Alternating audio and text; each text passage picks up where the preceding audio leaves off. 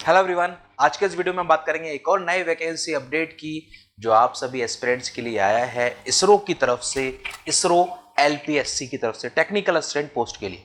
तो आखिरकार कौन कौन सी है ब्रांचेस एलिजिबल, कितनी है वैकेंसीज, क्या रहेगा सिलेक्शन प्रोसीजर, कैसे करना होगा अप्लाई, सब कुछ हम जानेंगे वन शॉट में। वीडियो को एंड तक जरूर देखिए। मेरे पीछे आप देख रहे हैं ये है डिटेल नोटिफिकेशन जो कि इसरो की तरफ से जारी हुआ है। इसरो में एलपीएससी की तरफ से टेक्निकल असिस्टेंट की पोस्ट के लिए। टेक्निकल असिस्टेंट के अलावा और भी बहुत सारी पोस्ट यहाँ पर दे रखी है, लेकिन हमारे लिए जो कंसर्न एरिया है, जो आप सभी एस्पिरेंट्स के लिए है टेक्निकल, वो है टेक्निकल असिस्टेंट की पोस्ट जिसकी हम बात करेंगे। तो देखिए ये है पूरा नोटिफिकेशन जिसमें आप देखोगे सबसे पहले टेक्निकल असिस्टेंट की पोस्ट दे रखी है। लेवल 7 की पोस्ट है। पे मैट्रिक्स यहाँ पर ही दे रखा है। मैकेनिकल की टोटल 11 वैकेंसीज हैं। इलेक्ट्रॉनिक्स की टोटल 1 वैकेंसीज हैं। इन 11 में आप देखोगे तो वलीयमाला में 8 और बेंगलुरु में 3 होने वाली हैं। और यहाँ पर ये जो एक है ये वलीयमाला में है। और कैटेगरी वाइज भी बाइफर्केशन दे रखा है। कौन कौन है एलिजिबल, तो 3 ईयर अगर आपके पास डिप्लोमा है मैकेनिकल इंजीनियरिंग में विद फर्स्ट क्लास तो आप एलिजिबल हैं। यहाँ पर 3 ईयर डिप्लोमा चाहिए इलेक्ट्रॉनिक्स ब्रांच में।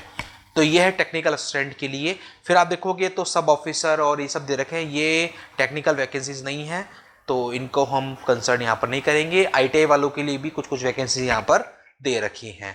ठीक है, तो हम लोग बेसिकली जो करने वाले हैं वो टेक्निकल असिस्टेंट की बात करने वाले हैं।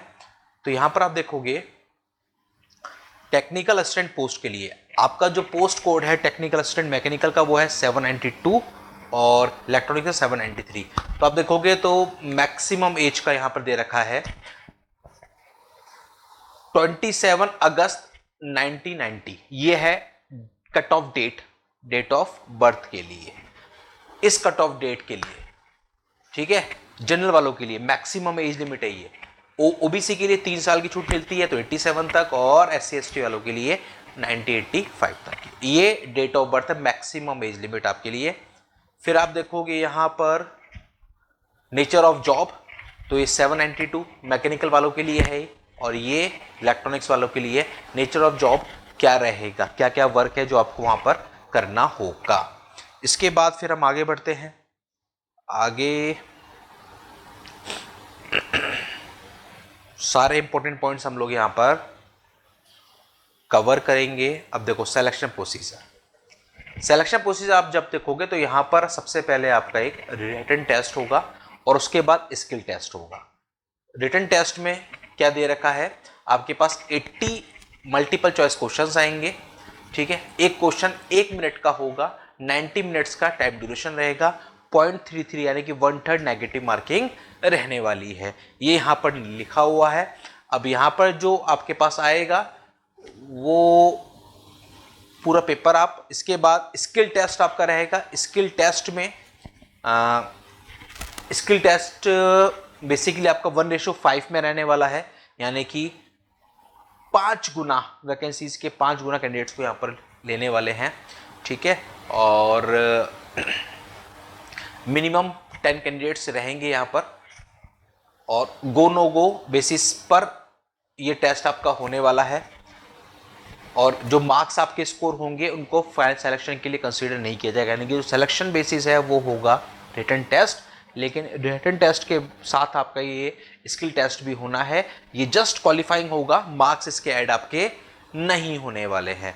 जब आप यहां पर देखोगे तो 80 मार्क्स में से मिनिमम जो आपको मार्क्स चाहिए होंगे जनरल कैटेगरी के वो चाहिए होंगे 32, और स्किल टेस्ट में 100 में से 50 मार्क्स आपको चाहिए होंगे।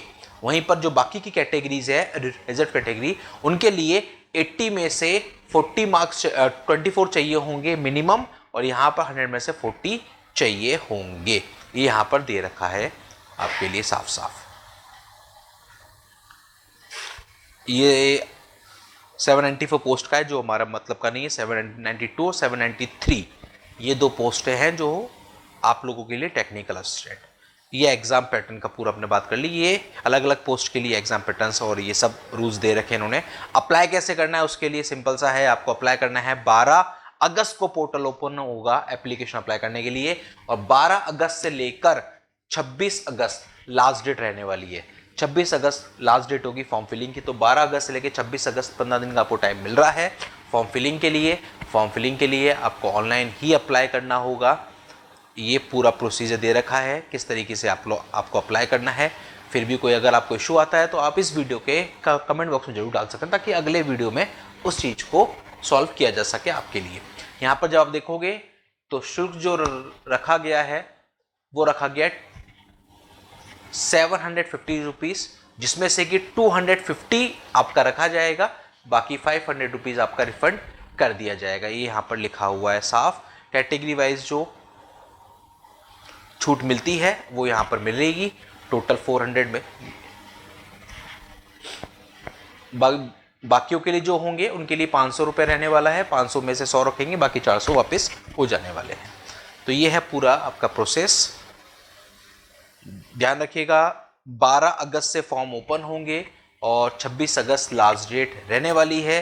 पेमेंट की जो लास्ट डेट रहेगी वो 27 अगस्त है। डेट ऑफ बर्थ की जो कट ऑफ डेट है वो 28 अगस्त है। तो ध्यान रखिएगा उसी के अकॉर्डिंग आपको एप्लीकेशन अप्लाई करना है। तो ये है इस वैकेंसी से जुड़ी हुई इंपॉर्टेंट अपडेट्स जो आपको चाहिए होंगी, जानना जरूरी है फॉर्म फिलिंग से पहले। फिर भी अगर मन में आता है कोई सवाल तो इस वीडियो के कमेंट बॉक्स में आप जरूर डाल दें, ताकि आपका लिए उस प्रॉब्लम को हम सॉल्यूशन दे दें।